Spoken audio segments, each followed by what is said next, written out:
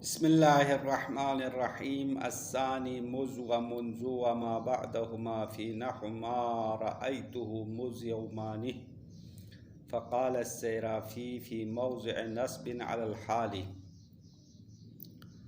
ہماری گفتگو ان جملوں کے بارے میں شروع ہو گئی تھی جن کے لیے محل اعراب نہیں ہے۔ محل اعراب نہ رکھنے والے 7 جملے ہیں، ان میں سے پہلا جملہ جملہ مستأنفہ ہے۔ جملہ مستأنفہ کی تقسیم اور اس کے مثالیں دینے کے بعد جملہ مستأنفہ کے بارے میں تنبیہات کا ذکر شروع کیا۔ تو تنبیہ اول اور تنبیہ دوم یہ بتانے کے بعد الثالث تنبیہ سوم میں ابھی بحث جاری ہے۔ تنبیہ سوم من الجمل ما جرى فيه خلاف ام مستأنف ام لا۔ تنبیہ سوم ان جملوں کے بارے میں ہے جس میں جملہ مستأنفہ ہونا اور نہ ہونے میں اختلاف جاری ہوا ہے۔ نحویین میں اختلاف ہے، بعض نے جملہ مستأنفہ قرار دیا ہے، بعض نے جملہ مستأنفہ قرار نہیں دیا، اور اس کے لیے کئی مثالیں ہیں۔ وَلَهُ أَمْثِلَةٌ کہا تھا صاحب کتاب نے، ان میں سے ایک مثال مکمل ہو گئی ہے۔ الثانی آج دوسری مثال ہے۔ محل خلاف والے جملوں میں سے دوسری مثال مز و منذ وما بعدہما۔ مز اور منذ اور اس کے بعد والا ملا کے جملہ بنے گا۔ یہ جملہ آیا جملہ مستأنفہ ہے یا پہلے کے لیے حال بنتا ہے یا کوئی اور چیز بن جائے گی، صفت بن جائے گی یا کوئی اور چیز بن جائے گی، یہ اختلافی مسئلہ ہے۔ اور مز اور منذ اور اس کے بعد والا یومانی جو ذکر ہوتا ہے، اس کے بارے میں پہلے بھی ایک بحث آ گئی تھی جملے اسمیہ اور فعلیہ کی بحث میں۔ تو مز یومانی یا منذ یومانی کے اندر جملے اسمیہ اور فعلیہ کے بارے میں 4 اقوال تھے، پہلے بتا دیا تھا۔ ان میں سے 3 اقوال کی بنا پر جملہ اسمیہ قرار دیا تھا، ایک قول کی بنا پر جملہ فعلیہ قرار دیا تھا۔ تو وہ تو جملہ اسمیہ اور فعلیہ کی گفتگو تھی۔ آج فرماتے ہیں اس کو آپ جملہ اسمیہ مان لیں یا فعلیہ مان لیں۔ اس کو اسمیہ ماننے کی صورت میں یا فعلیہ ماننے کی صورت میں، جس صورت میں الگ جملہ حساب کرے یا پہلے سے مربوط سمجھے۔ اگر الگ حساب کرے تو جملہ مستأنفہ شمار کیا جائے گا، اگر پہلے سے مربوط قرار دے دے تو یہ جملہ مستأنفہ نہیں ہوگا۔ اور یہ محل اختلاف ہے۔ یہاں پہ 2 نظریات ہیں، ایک صرافی کا نظریہ ہے، دوسرا جمہور کا نظریہ ہے۔ جمہور یعنی اکثر نحویین کا نظریہ۔ تو صرافی فرماتے ہیں ما رأیتہ مز یومانی میں مز یومانی یہ جملہ ہے، تو مز یومانی آپ جملہ اسمیہ مان لیں یا فعلیہ مان لیں۔ جملہ اسمیہ ماننے کی صورت میں بھی 2 ترکیب ہے، ایک تو مز کو مبتدا قرار دیتے ہیں، یومانی کو خبر بناتے ہیں، مبتدا خبر جملہ اسمیہ، اور دوسری ترکیب مز خبر مقدم یومانی مبتدا مؤخر بناتے ہیں۔ دونوں صورتوں میں صرافی کہہ رہے کہ یہ حال ہے ما رأیتو کے لیے، رأیتو کے ضمیر فاعل کے لیے حال ہونا چاہیے۔ صاحب کتاب نے اس قول کو رد کیا، یہ قول غلط ہے، کیونکہ جب جملہ حال واقع ہو جائے تو ذوالحال سے ملانے کے لیے رابطے کی ضرورت ہے۔ رابط ہونا چاہے، وہ رابط ضمیر کی شکل میں ہو یا واو حالیہ کی شکل میں ہو، حال کو ذوالحال سے ملانے کے لیے رابطے کی ضرورت ہے۔ اب یہاں پہ رابطہ موجود نہیں ہے، اس لیے صرافی کا نظریہ غلط ہے۔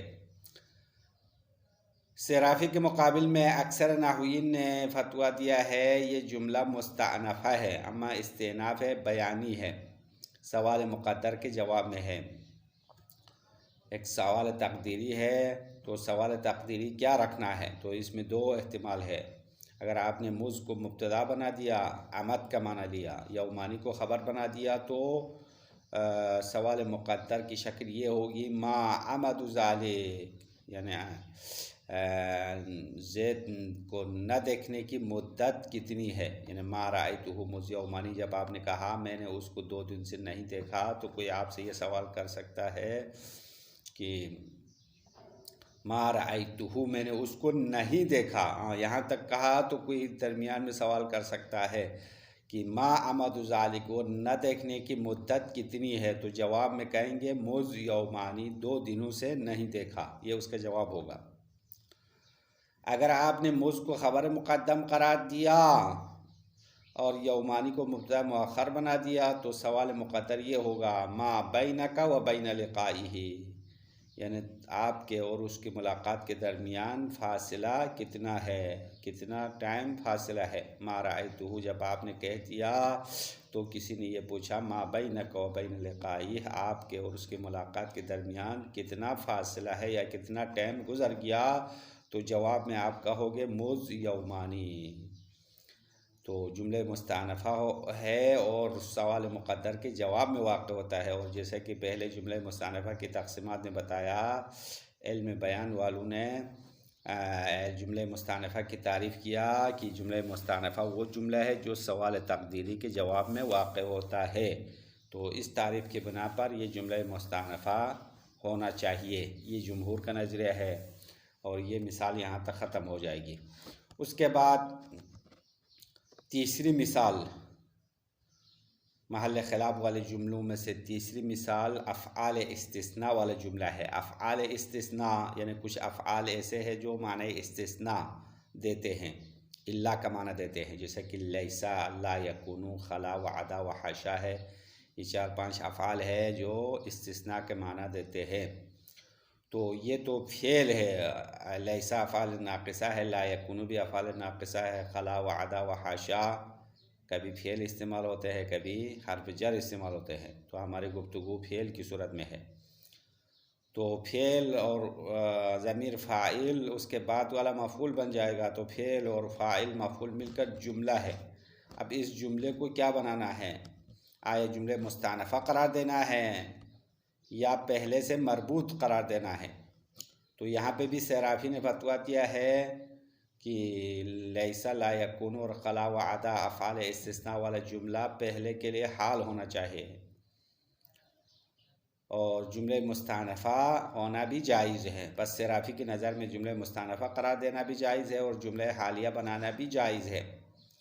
اما صرافی کے مقابل میں ابن عصفور نے فتویٰ دیا ہے کہ جملہ استئناف قرار دینا واجب ہے، حال نہیں بنا سکتے ہیں۔ اب اس کی مثالیں دی ہے۔ مثال اگر آپ یہ کہیں کہ جاءنی القوم یا قام القوم خلا زیدن، خلا کی مثال ہے۔ اسی طرح لیسا، لا یکون بھی آپ استعمال کر سکتے ہیں، قام القوم لیسا زیدن یا لا یکون زیدن۔ تو صرافی کی نظر میں اصل میں حال کا معنی کریں گے تو یہ ہوگا قام القوم خالین عن زیدین، قوم مکمل طور پر کھڑی ہو گئی ہے، ساری قوم کھڑی ہو گئی، خالین عن زیدین، در حال ہے کہ وہ قوم زید سے خالی ہے، یعنی کھڑے ہونے والوں میں زید شامل نہیں ہے۔ اب اس مثال کو چینج کیا ہے، اگر کسی نے قام القوم خالین عن زیدین یا قام القوم خلا زیدن لا یکون زیدن کے بجائے جاءنی رجال لیسوا زیدن کہے، جو مستثنی منہ ہے اس کو نکرہ لایا، تو فرماتے ہیں بعد والا لیسا اور اس کا اسم خبر مل کر جملہ صفت بھی ہو سکتا ہے، صفت ہو سکتی ہے، چونکہ نکرہ کے لیے جملہ صفت واقع ہونا جائز ہے۔ اگر اس کو آپ نے ضمیر لایا، یعنی جاءنی رجالن کے بجائے جاؤنی لیسوا زیدن، ضمیر جمع لایا تو کہہ رہے کہ حال بنانا بھی جائز ہوگا، کیونکہ ذوالحال معرفہ ہونا چاہے، تو آپ نے رجالن کی بجائے ضمیر لایا، جب ضمیر لایا تو جاؤنی میں جو واو ہے وہ ذوالحال واقع ہونا صحیح ہے، اور لیسوا زیدن اس کے لیے حال قرار دے سکتے ہیں۔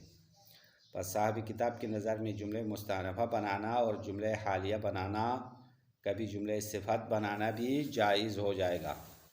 یہاں تک جملے مستأنفہ کی گفتگو مکمل ختم ہو گئی ہے۔ اس کے بعد غیر محل اعراب والے جملوں میں سے جملہ ثانیہ، دوسرا جملہ معترضہ ہے۔ جملہ معترضہ محل اعراب نہ رکھنے والے جملے ہیں۔ جملہ معترضہ وہ جملہ ہے جو 2 شے کے درمیان واقع ہونے والا ہے، دو چیزوں کے درمیان جو آپس میں لازم ملزوم ہے، ہمیشہ ساتھ رہنے والی دو چیزیں ہیں، ان کے بیچ میں جملہ مستأنفہ نہیں جملہ معترضہ آنے والا ہے۔ جملہ معترضہ دو شے کے درمیان آنے والا ہے۔ اب یہاں پہ کوئی سوال کر سکتا ہے جملہ معترضہ لانے کا فائدہ کیا ہے، جملہ معترضہ کا مقصد کیا ہے؟ تو صاحب کتاب نے اس کے دو مقصد بتا دیا۔ جملہ معترضہ لانے کا ایک فائدہ کلام کو طاقت دینا اور کلام کو مضبوط بنانا ہے، یہ لفظی فائدہ ہے، اور معنوی فائدہ کلام کو خوبصورت بنانا ہے۔ تو جملے معترضہ لانے کا دو مقصد ہے یا دو فائدہ ہے، ایک کلام کو مضبوط اور طاقتور بنانا، دوسرا کلام کو خوبصورت بنانا ہے۔ اور جملہ معترضہ کن چیزوں کے درمیان واقع ہونے والا ہے؟ تو صاحب کتاب کہہ رہے کہ 4 چیزیں ہیں جن کے درمیان جملہ معترضہ واقع ہونے والا ہے۔ سب سے پہلے فعل اور اس کے مرفوع کے درمیان جملہ معترضہ واقع ہوتا ہے۔ فعل اور اس کا مرفوع کہا، فعل اور اس کا فاعل نہیں کہا، کیونکہ فعل اگر فعل معلوم ہو تو فعل اور فاعل ہوگا، فعل اور فاعل کے درمیان آئے گا، اگر فعل مجہول ہو تو فعل اور نائب فاعل ہوگا۔ اسی لیے یہاں پہ صاحب کتاب نے بطور عام کہا فعل اور اس کا مرفوع۔ مرفوع جب کہیں گے تو فاعل اور نائب فاعل دونوں شامل ہوتا ہے۔ اور دوسرا مورد ہے فعل اور مفعول کے درمیان واقع ہوتا ہے۔ جملہ معترضہ فعل اور مفعول کے درمیان واقع ہوتا ہے۔ اب ان کی مثالیں عبارت میں آنے والی ہے، اب ہم مثالوں کو خلاصے میں وضاحت نہیں کریں گے، بس صرف موارد کی فہرست بیان کرتے ہیں، اس کے بعد عبارت میں مثالوں کے ساتھ وضاحت کریں گے۔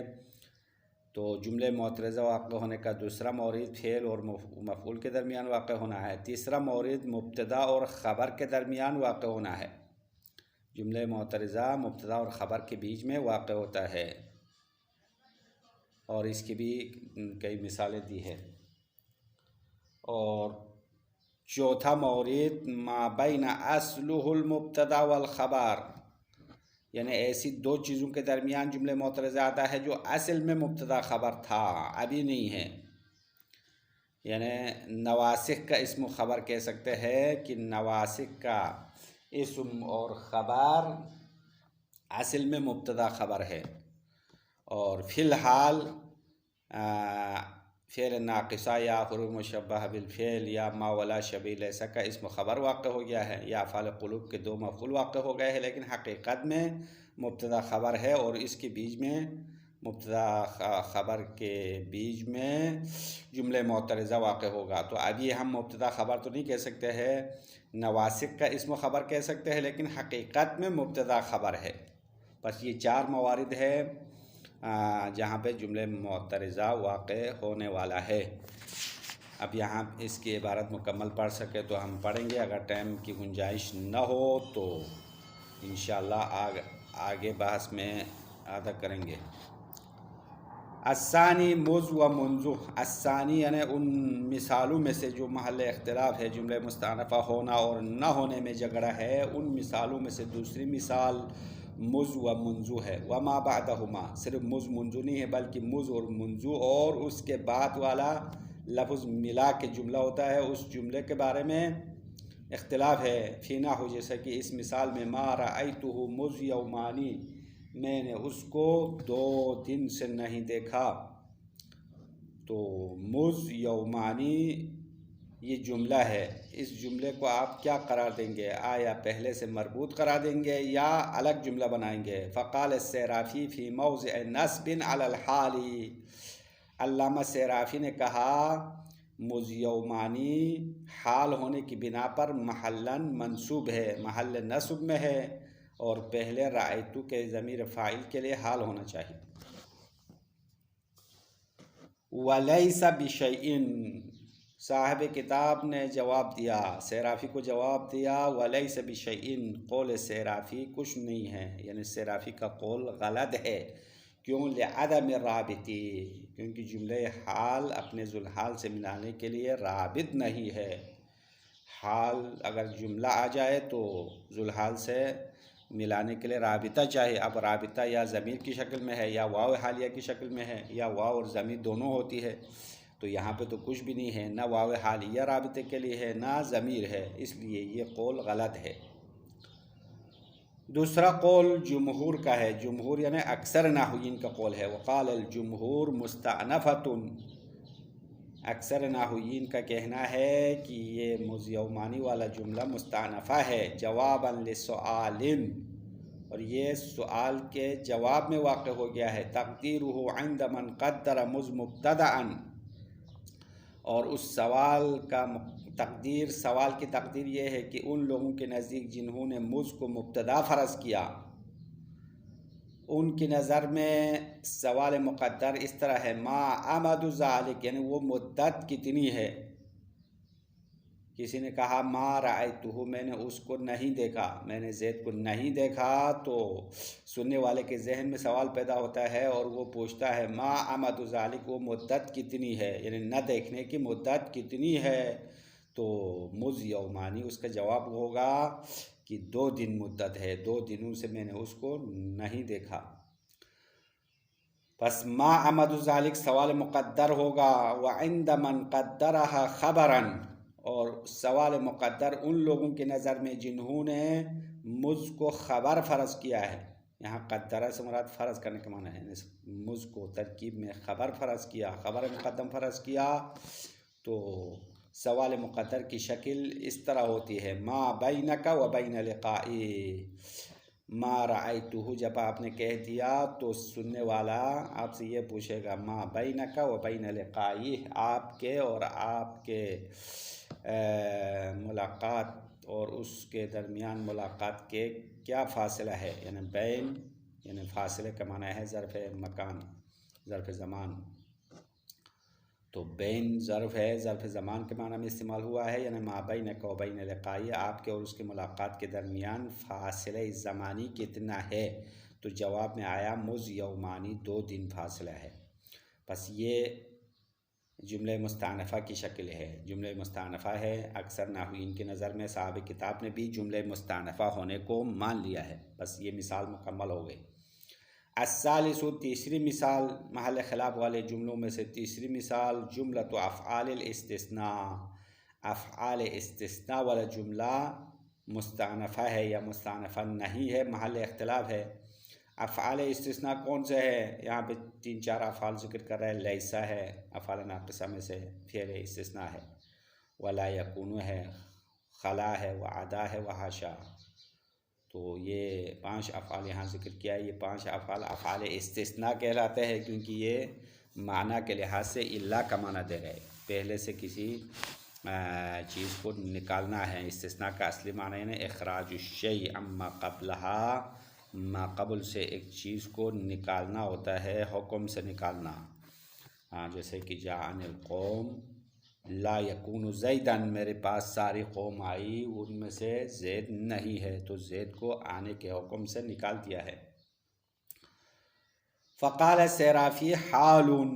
اب اس افعال استثناء کے جملے کے بارے میں سیرافی کا نظریہ ہے کہ یہ جملہ پہلے کے لیے حال ہونا چاہیے، جملہ حالیہ ہے. اذ المعنی قام القوم خالین عن زیدین، کیونکہ قام القوم خلا زیدن کا معنی کریں گے تو ہو جائے گا قام القوم خالین عن زیدین، یعنی قوم کھڑی ہو گئی، یعنی سارے قوم کھڑی ہو گئے، سارے قوم کے افراد کھڑے ہو گئے.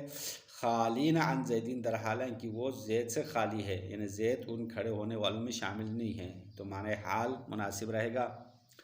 وجوز الاستئناف، اور سیرافی نے حال قرار دینے کے ساتھ ساتھ جملے مستأنفہ قرار دینے کو بھی جائز قرار دیا ہے.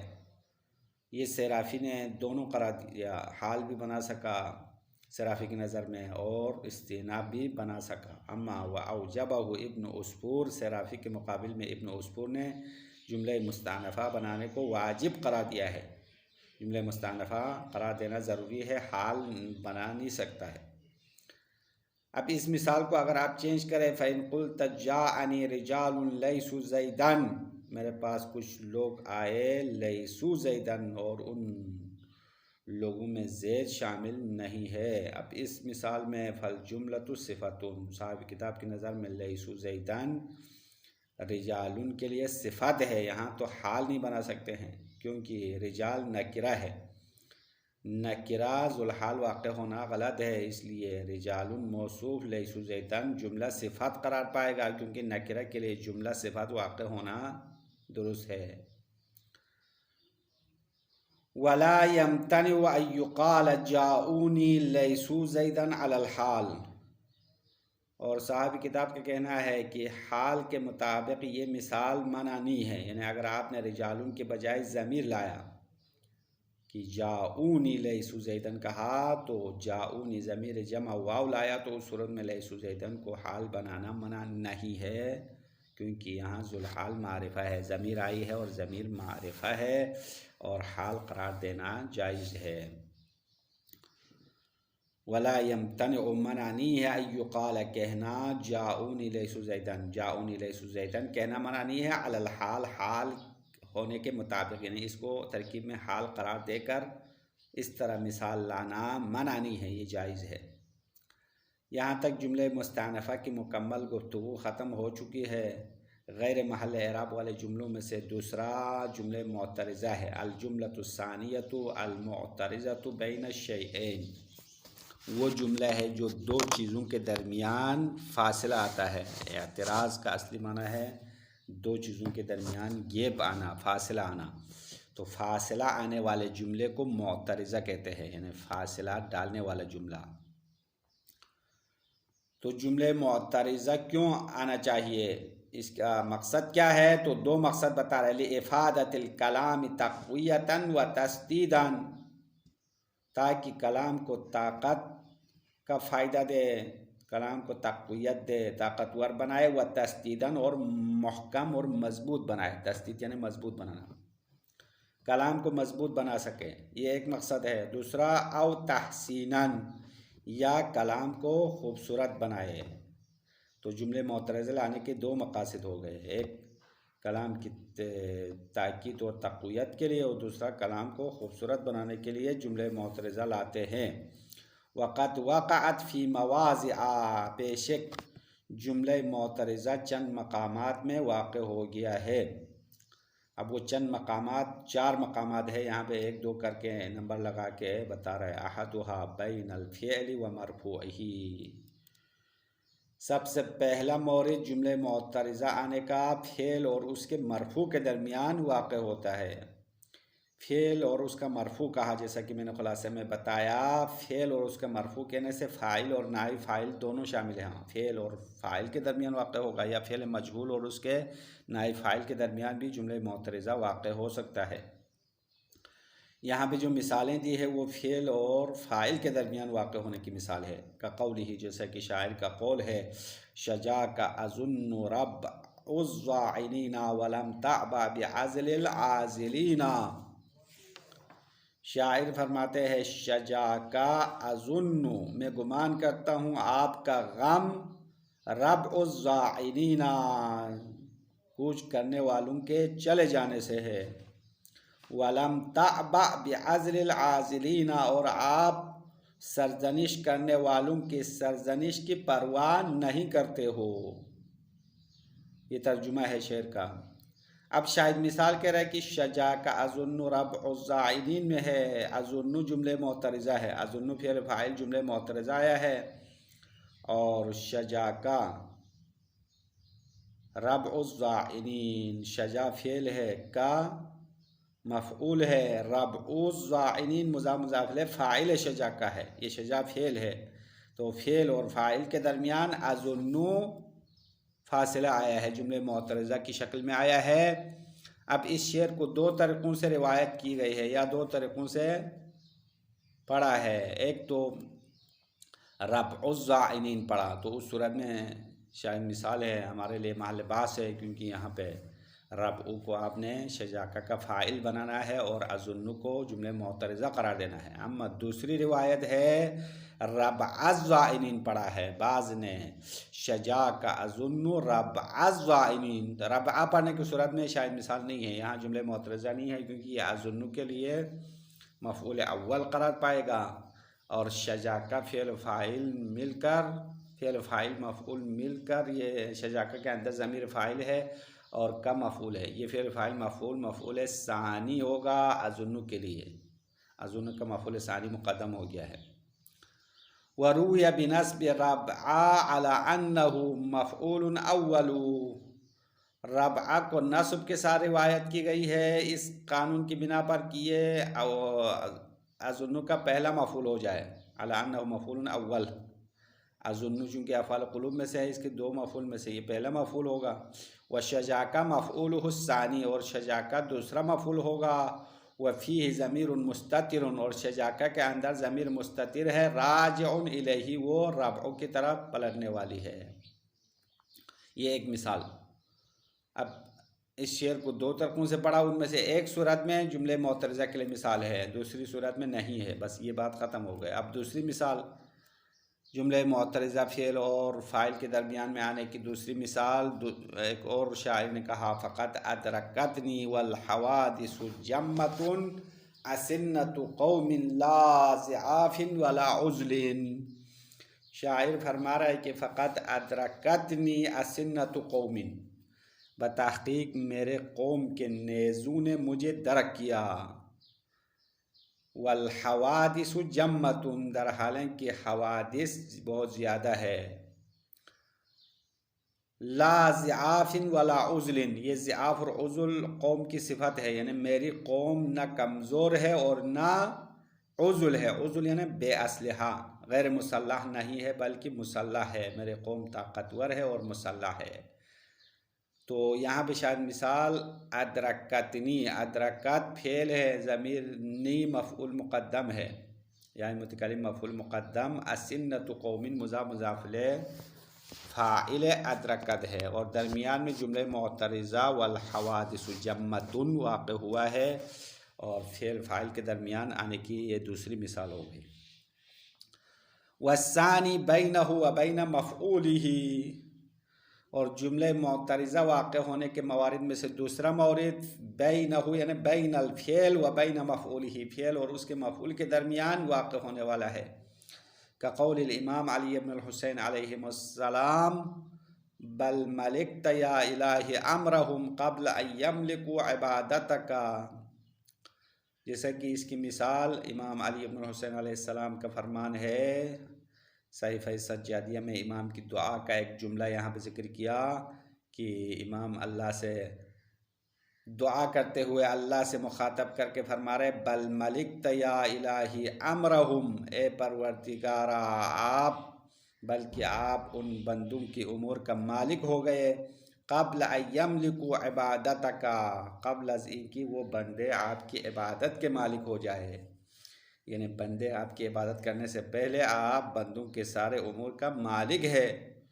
اب یہاں پہ شاید مثال ملکتا یا الہ امرہم، ملکتا فعل فاعل ہے، امرہم مضاف الیہ مفعول ملکتا ہے، اور درمیان میں یا الہی یہ جملہ ہے، جملہ معترضہ، ندا منادا جملہ ہے، اور یہ جملہ فعل اور اس کے مفعول کے درمیان واقع ہو گیا ہے۔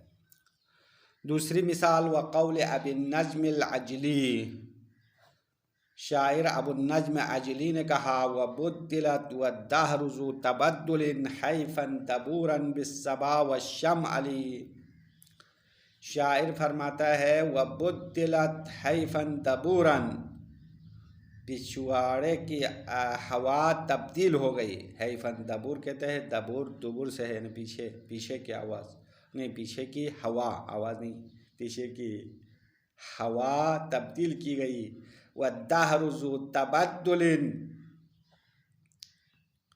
اور در حالیں کہ زمانہ صاحب تبدیلی ہے، زمان ایک نہیں رہتا ہے، تبدیل ہوتا رہتا ہے، والدہر ذو تبدل، اور زمانہ تبدیل والا ہے، تبدیلی والا ہے، زمان چینج ہونے والا ہے، بالصبا والشمعل، یعنی حیف دبور بالصبا یعنی بعد صبا کی شکل میں، والشمعل اور بعد شمال کی شکل میں، کیونکہ ہوا کبھی شمال سے چلتی ہے، کبھی بعد صبا کہتا ہے، صبح کے ہوا ہوتی ہے، تو مطلب یہ زمانہ ان ہواؤں کی طرح ہے جو بار بار تبدیل ہوتی ہے، کبھی شمال سے آتی ہے، کبھی جنوب سے آتی ہے، کبھی باد صبا ہوتی ہے، کبھی باد شمال ہوتی ہے، تو خلاصہ ہوا چینج ہوتی ہے، اسی طرح زمانہ بھی چینج ہوتا رہتا ہے۔ شاعر کا مقصد یہ ہے۔ اب یہاں بھی شاید مثال وَبُدِّلَتْ حَيْفًا دَبُورًا، بدلت یہ فعل ہے اور فعل مجہول ہے، اس کے دو مفعول ہے، ایک ضمیر نائب فاعل ہے، اور حیفاً دبوراً صفت موصوف مل کر مفعول ثانی ہے، اور والدہر ذو تبدل جملہ معترضہ ہے، فعل اور مفعول کے درمیان جملہ معترضہ واقع ہو گیا ہے۔ بس جملے معترضہ واقع ہونے کی 4 موارد میں سے آج ہم نے 2 پڑھ لیا ہے، انشاءاللہ مزید 2 موارد اگلے درس میں بیان کریں گے۔ وصلی اللہ علی